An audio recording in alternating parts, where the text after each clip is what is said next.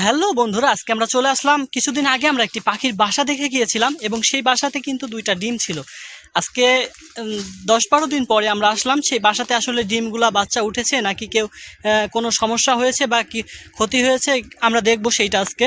চলুন দেখি আসলে বাসায় কি আছে, আসলে কি অবস্থায় আছে বাসাটি। এখন আমরা কিন্তু গাছে উঠবো, দেখতে পাচ্ছেন এই গাছে কিন্তু বাসাটি আছে, দেখেন চলেন।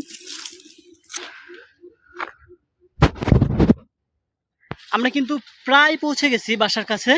এখন দেখব যে আসলে বাসাতে কি আছে, চলুন দেখা যাক।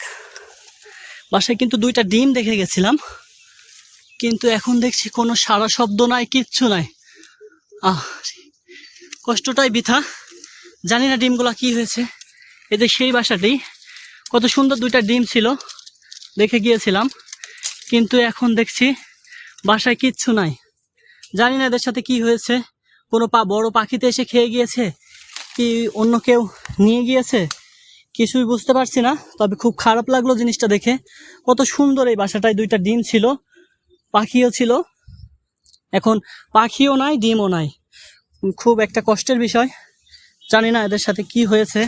সম্ভবত এই কয়দিনে বাচ্চা উঠিয়ে বড় করে নিয়ে যাওয়ার কথা না, হয়তো কেউ হয়তো কোনো ব্যক্তি এই বাসা থেকে বাচ্চা বা ডিম নিয়ে গিয়েছে, অথবা কোনো বড় পাখি এসে খেয়ে গিয়েছে।